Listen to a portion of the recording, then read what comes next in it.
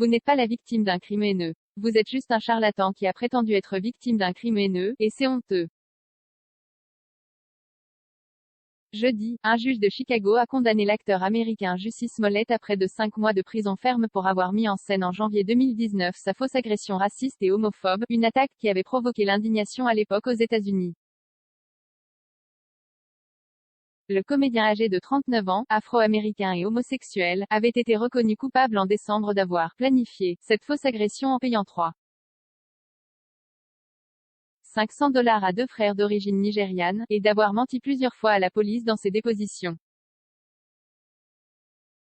Vous recherchiez l'attention, vous vouliez être encore plus célèbre, a déclaré le juge James Lynn, en prononçant la sentence. Il a fustigé un accusé, arrogant, égoïste et narcissique, qui a prémédité jusqu'à l'extrême, un mensonge qui a finalement eu l'effet inverse. Vous avez bousillé votre vie, et vous avez nui aux vraies victimes de crimes racistes, a-t-il expliqué. Je suis innocent. Jussie Smollett, qui devait être incarcéré dès jeudi soir, devra faire les 150 premiers jours de prison et passera au total 30 mois en liberté surveillée. Il doit aussi rembourser 120 106 $ correspondant à une partie des frais liés à l'enquête de la police de Chicago.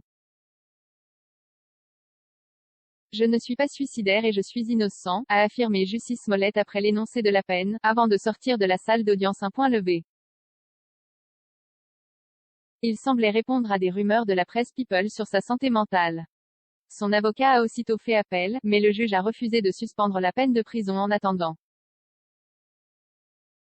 Les avocats et la famille de Jussie Smollett avaient auparavant imploré la clémence du juge Lynn et demandé une peine alternative à la prison ferme. Message WhatsApp vedette déchue de la série télévisée à succès Empire, Jussie Smollett a toujours clamé son innocence. Il assure avoir été attaqué en pleine nuit le 29 janvier 2019 dans une rue de Chicago par deux hommes masqués, affirmant être des partisans du président Donald Trump. Il l'aurait frappé en proférant des insultes racistes et homophobes et lui aurait mis un nœud coulant autour du cou. Selon ses avocats, Jussie Smollett a été agressé par Abimbola et Olabanjo Ozendeiro, deux frères rencontrés sur le tournage d'Empire, qui étaient motivés par l'argent et dont l'un était homophobe.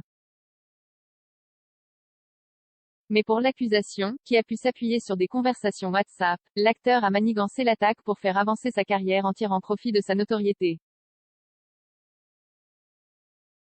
L'affaire avait provoqué un choc dans un pays encore fortement marqué par les discriminations raciales et sexuelles.